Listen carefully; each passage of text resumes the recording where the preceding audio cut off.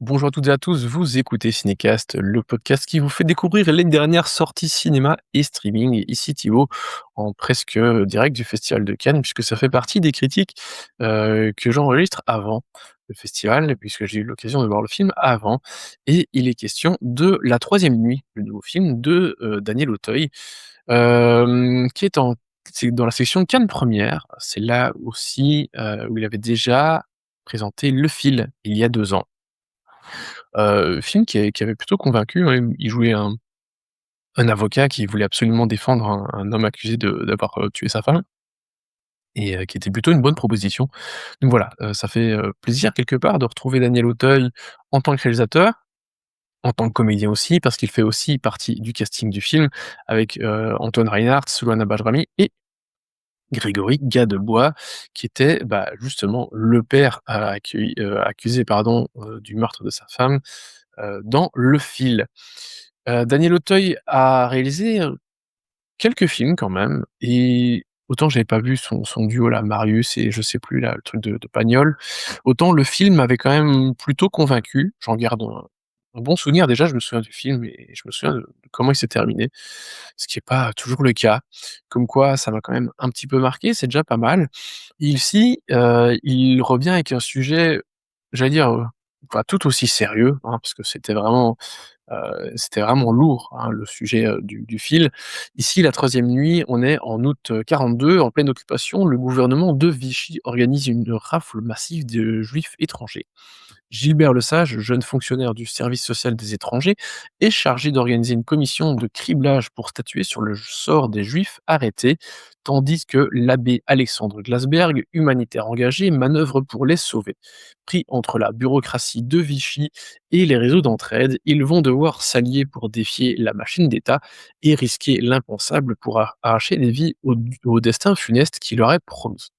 Alors il y a pas de bande annonce parce que le film sort, dans bah, je pense qu'il a pas encore de date de sortie, en fait. Donc, vous l'avez compris, on est face à un sujet très fort et compliqué, celui, du sort des Juifs durant la Seconde Guerre mondiale, ici sous le régime de Vichy, hein, le régime, collabo, hein, du maréchal Pétain. Qui décide de travailler avec les Allemands et de leur fournir, de leur envoyer les juifs étrangers. Et ici, l'objectif de certains des acteurs de cette commission de criblage va être évidemment de sauver le plus de monde possible. Alors pour ce faire, ils vont avoir des critères qui font que, bah, ils peuvent sauver telle personne ou telle personne. C'est-à-dire que si la personne est un ancien combattant pour la France, bah, il fait partie des gens qui peuvent être exemptés. Si, il fait partie d'autres nationalités que celles ciblées, bah, il peut être exempté. Donc voilà, il y a toute une série de critères. Évidemment, les enfants, non accompagnés, et cetera, sont exemptés aussi. Bref, le but est d'empêcher tous ces gens de partir d'abord vers Paris et puis ensuite, bah, dans les trains vers les camps de concentration. Évidemment, on est à une époque où, l'existence des camps est pas connue de la même façon que maintenant, hein. Donc il y a, ce discours sur, les camps de travail et des choses comme ça, mais c'est pas du tout ce qu'on a connu au moment de la libération, évidemment. Donc on va avoir cette mission, pour, ce prêtre et aussi, bah, quand même cet officier, ce fonctionnaire du service social des étrangers, beh, qui lui aussi veut quand même sauver des gens, mais il veut sauver des gens en respectant la loi. C'est-à-dire qu'il va pas chercher à en faire plus. Il va, adapter, enfin, il va accepter les critères qu'on lui fournit, mais il va pas essayer d'en faire plus que ça. Voilà. C'est un fonctionnaire, mais c'est un juriste. Il est loyal, il est fidèle à la loi française et va s'y plier. Mais dans la commission, il y a notamment un policier qui travaille aussi qui est aussi employé par la préfecture, qui lui, bah, il va être beaucoup plus strict sur les critères, quoi. Donc Le film de Daniel Auteuil va nous montrer cette commission. D'abord, comment elle va être rétablie, les gens qui vont être amenés à travailler dedans et cetera et puis vraiment le travail de cette commission, sachant qu'il y a quand même des quotas à atteindre, hein. On parle oui, oui, on parle de quotas pour, envoyer des gens. Alors certes, je sais pas à quel point tout le monde, enfin les personnes impliquées savaient ou savaient pas, mais pour envoyer des gens globalement à la mort. Hem et donc le film, une fois que cette commission est lancée, elle va durer, ben, 3 jours et 3 nuits, d'où le titre du film, la troisième nuit, qui est celle où, bah, en fait, les quotas, ils sont loin d'être atteints et donc il y a plus de tri à faire et il va falloir envoyer tout le monde, à peu de choses près. C'est une histoire qui est évidemment très forte, qui est d'autant plus forte avec le contexte actuel. Qui fait que, bah, malheureusement, il est toujours aussi important de partager ces histoires parce que c'est une histoire, enfin, que la Seconde Guerre mondiale n'en manque pas malheureusement.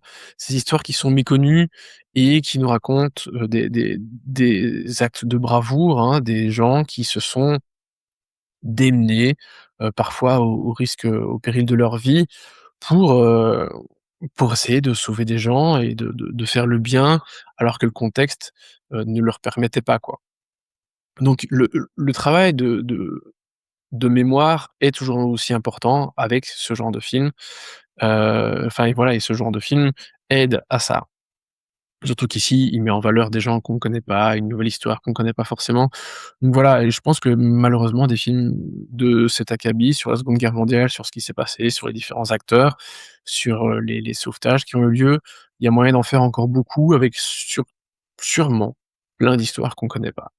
Voilà et celle-ci, bah, elle est importante parce qu'elle nous parle, du régime, de Vichy, de la collaboration, de la façon dont certains ont essayé de sauver le plus de monde possible et le travail de cette commission en fait, c'est le genre de film qui peut faire peur parce qu'on a l'impression que c'est pas très cinématographique. On va avoir quand même souvent des gens autour d'une table qui discutent, mais et c'est là que c'est intéressant et c'est là aussi enfin alors le film je pense serait intéressant même si c'était si c'était un documentaire, mais parfois c'est pas toujours très cinématographique d'aller raconter, d'aller filmer des gens, qui parlent autour d'une table. Mais je pense que Daniel Auteuil est plutôt un bon cinéaste et qu'il est assez efficace dans sa mise en scène. Qu'il trouve et qu'il est bien épaulé par de bons techniciens, à savoir un bon monteur, un bon chef-op, la photographie de Jean-François Hensgens, qui est un chef-op, belge, qui travaille notamment avec Joachim Lafosse et je pense, à mon avis, qu'ils se sont rencontrés comme ça, Daniel Auteuil et lui, vu que Daniel Auteuil a joué dans un des derniers films de Joachim Lafosse. Hem mais voilà, la photographie est très belle, il y a beaucoup de scènes de nuit, qui sont très bien. Il y a des scènes avec plein de pluie aussi. Il y a un super sens du rythme parce que je veux revenir aux scènes, de blabla autour des tables. Pendant la réunion, il y a un enjeu réel évidemment à toutes ces discussions. Parce que si machin est un ancien combattant, ah bah, tout d'un coup, il peut être sauvé. Si madame est enceinte, ah bah, tout d'un coup, elle peut être sauvée aussi parce que son état lui permet pas d'être déplacée à l'étranger et de faire, tous ces longs voyages, quoi. Donc en fait, il y a plein de tensions autour de ces scènes de discussion de la commission. Après, il y a pas parce que la façon dont j'en parle, on pourrait penser que c'est 2 heures, le film dure 1h40, que c'est 1h40 de blabla, de gens autour d'une table. Non, il y a plein d'autres choses, mais ces scènes-là sont pas du tout barbantes. C'est pas un film, comment dire? Qui est vraiment, académique, avec plein de dialogues, barbants et des choses, comment dire? Dont on se fiche un petit peu peut-être en tant que spectateur. Ça fonctionne parce que et ça je trouve ça fort parce qu'en fait, on n'a pas vraiment le temps de s'attacher aux personnes dont on parle. On les connaît pas vraiment, on les voit pas vraiment, ce sont pas eux les acteurs principaux. C'est eux le sujet, mais c'est pas eux les acteurs principaux de cette commission. Il y a pas un juif qui fait partie de cette commission. Bien que, il y a un bref. là, je vous laisse découvrir le film. Mais mais donc c'est quand même compliqué d'aller parler de gens qu'on envoie à la mort et pas les représenter énormément. Mais c'est là où le film fait fort, c'est qu'il a des personnages qui sont membres de cette commission, qui sont très intéressants et très importants et la façon dont ils vont, travailler ensemble ou, bah, pas vraiment ensemble, c'est ça qui rend le film absolument passionnant et qui arrive à personnifier ces gens dont qu'on voit pas vraiment. Ces juifs dont on parle, ils sont tous dans un camp, enfin rassemblés dans un camp et la commission a lieu dans ce même camp, dans un hangar à côté. Mais on les voit relativement peu. On les voit vite fait passer dans un camion une fois qu'un premier lot a été, exempté et sauvé, mais on les voit pas beaucoup plus que ça. On les voit un peu plus sur la fin, à un moment où les choses vont s'emballer, mais voilà, on c globalement, c'est les juifs, point. Il y a pas vraiment de personnification de ces personnes, de ces individus et tout ça passe en fait par le travail des gens de la commission, par la façon dont, comment ils vont essayer de les sauver. Les réactions d'un tel, les réactions d'un tel, dire: «Ah mais machin, lui, il s'est battu» et donc on a des noms, mais qui sont et c'est peut-être, particulier de faire ça, mais qui existent au travers des gens qui vont les défendre et tenter de les sauver. Donc je trouve que c'est un exercice délicat, mais que, Daniel Auteuil, me semble-t-il, parvient à réussir, plutôt haut la main. Donc c'est pas juste une masse de gens qu'on ne voit pas ou qu'on voit très peu. Il y a malgré tout u une ils existent vraiment dans le film, et bien sûr qu'ils existaient.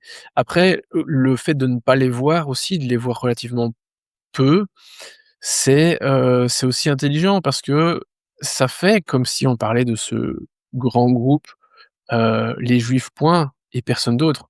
Il y a une vraie déshumanisation qui avait lieu à l'époque.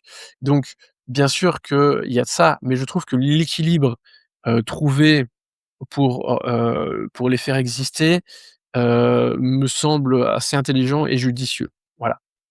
Donc je trouve que sur le fond et sur la forme, c'est vraiment bien. Au niveau du casting, c'est bien aussi. Daniel Auteuil est assez sobre, plus sobre que dans un autre film dont je vais parler et il me semble vraiment très, très juste. Vraiment, j'ai pris beaucoup de plaisir à le voir dans ce rôle.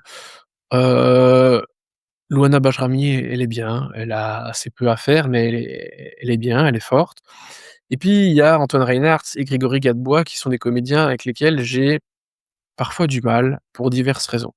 Je pense qu'Antoine Reinhardt, malheureusement, ça s'explique pas vraiment. C'est que j'ai toujours, j'exagère, hein, attention, hein, j'ai toujours envie de lui mettre des claques quelque part. Il y a ce truc où il a souvent des personnages assez insupportables, dans Love Me Tender, ici, enfin, je il y a vraiment ça fait quelques fois et je saurais pas toutes les citer, mais où je voyais ces personnages et vraiment ça passe pas et en fait, je me rends compte que c'est peut-être lui, heu, plus que les rôles ou en tout cas que c'est enfin clairement c'est lié et donc j'ai vraiment du mal avec lui, et bon c'est il y peut rien, hein, c'est quelque chose de complètement, arbitraire, je me l'explique pas moi-même, mais voilà, j'ai du mal avec lui. Cependant et Grégory Gadebois, j'ai un petit peu la même chose, je pense que c'est juste que Grégory Gadebois est assez omniprésent au cinéma, plus que ce qu'on ne le pense, à mon avis. En tout cas, je l'ai beaucoup vu ces dernières années et souvent dans des rôles assez similaires. J'ai quand même l'impression qu'on lui donne souvent le même genre de choses à jouer et voilà, je pense qu'il y a une certaine lassitude de ma part à ce niveau-là. Cependant, ils sont tous les 2 très bons dans leur rôle, hein et je vais pas dire qu'ils sont pas bien ou que enfin voilà, ils sont très bien dans leur rôle, ça leur convient bien à tous les 2. Donc voilà, j'ai pas de problème avec leurs prestations, mais je me dois d'être honnête par rapport à l'opinion que j'ai d'eux quelque part, hein, qui vaut, quelque part pas grand-chose, hein, on est bien d'accord, je les connais pas, je mais voilà, j'ai ça s'explique pas toujours. Il y a parfois des gens avec lesquels on peut pas et voilà, moi j'ai ça avec un des 2 et l'autre, c'est juste que je le trouve un peu trop, présent, sur l'écran ces derniers temps et souvent un peu dans le même type de rôle donc voilà, j'ai une certaine lassitude à ce niveau-là. Bref, le film est très réussi. Je m'attendais pas à ça et je dois dire que Daniel Auteuil est un réalisateur qui me fait plaisir à voir, voilà. Et ici, encore plus plaisir aussi en tant que comédien, parce que j'ai enchaîné ce film-là avec un autre, enfin où j'ai vu un autre, la veille, un film cannois dont je vais vous parler en fin de festival et vraiment là, j'ai eu plus du mal quand même. Bref, la 3e étoile, je sais pas encore, quand ça sort, il y a pas encore de date, mais clairement ça sortira dans les salles, c'est sûr et certain. Et c'est une bonne surprise que je vous recommande vivement. Voilà, donc au niveau de la note, c'est un très bon 3 étoiles et demie. Je m'attendais pas à ça et clairement, j'ai pas été déçu par Daniel Auteuil. Le film est donc dans la section Cannes Première et j'espère que vous aurez l'occasion de le voir dans les salles, heu, dans les semaines, dans les mois qui viennent. Voilà. Donc 3 étoiles et demie pour, La troisième nuit de Daniel Auteuil. Sur ce, je vous dis merci à toutes et tous et à très bientôt pour des critiques toujours en direct du Festival de Cannes. Ciao, ciao.